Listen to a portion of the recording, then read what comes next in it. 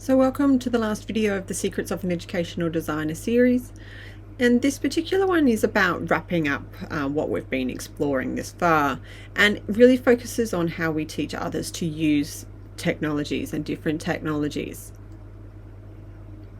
So we come full circle, we come back to Schulman, who stated that those who can do and those who understand teach. And a really great way of wrapping this up is once you understand how you can do it, you start to begin to make the connections about how you can actually help others understand that and through teaching. And so one of the random questions that really kind of comes to light here is about how do you share and teach that to others as you use technologies and they would like to use them as well.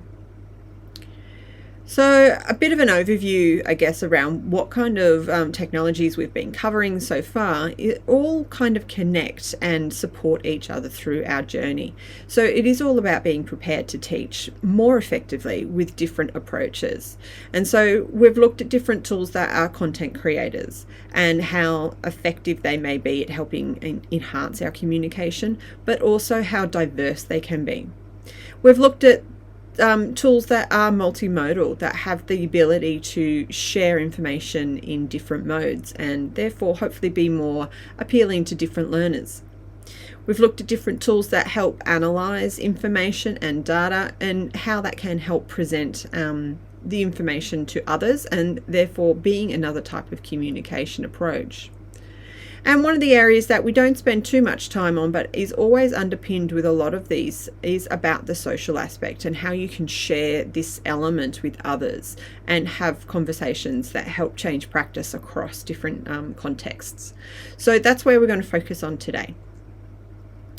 So when we're talking around being a teacher and around the context of where you are teaching, it is a great kind of focus area if you can teach what you know, and that gives you confidence to explain.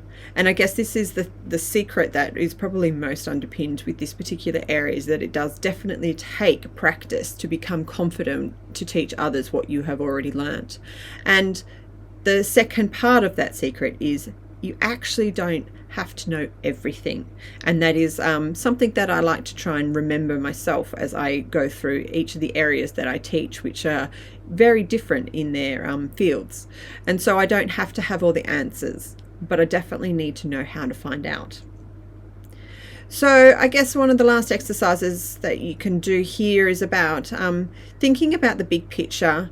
You know, think about what you're going to I guess aim to do. What do you want to be able to walk away at the end being a expert on? And I guess this is where we're going to try and summarize how you might do that and what tools might help you communicate what you've been learning. So in my toolbox kind of wraps up, you can see the common threads here. I'm still using Canva, I'm still using Camtasia. These two have been used throughout all these videos to help communicate.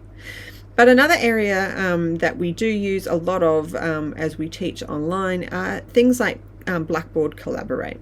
They are virtual classroom tools, and there's a suite of these available in the industries, but this one is kind of one that I use more regularly because it's available to me in my field. So you may have different tools that do the same thing, and if you're teaching in an online space because the classroom is no longer available, then these are the tools that you'll be most likely going to. Some of my other tips are about how strategic you're going to be. And I like to develop resources that are sustainable.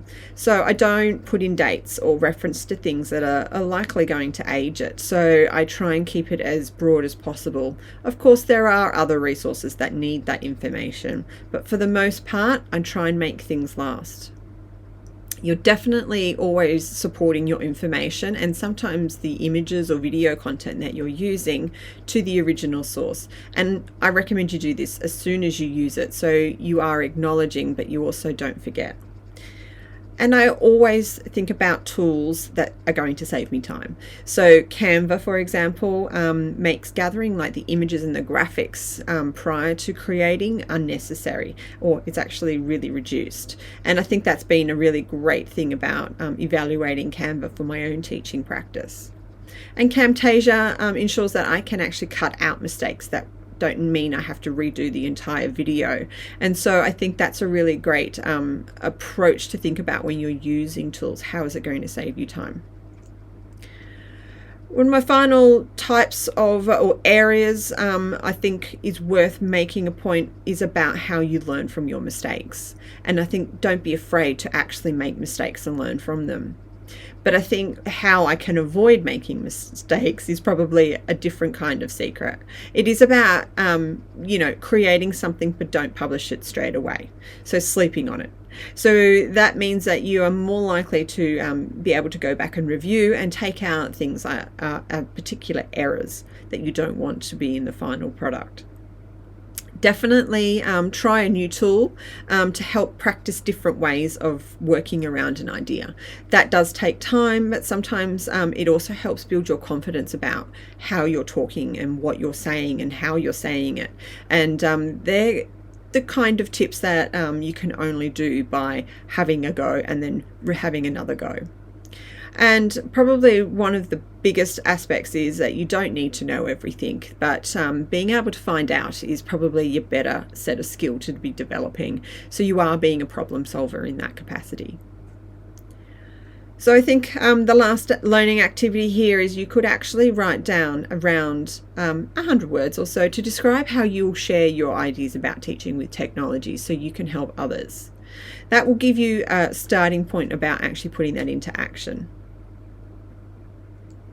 Thank you for watching.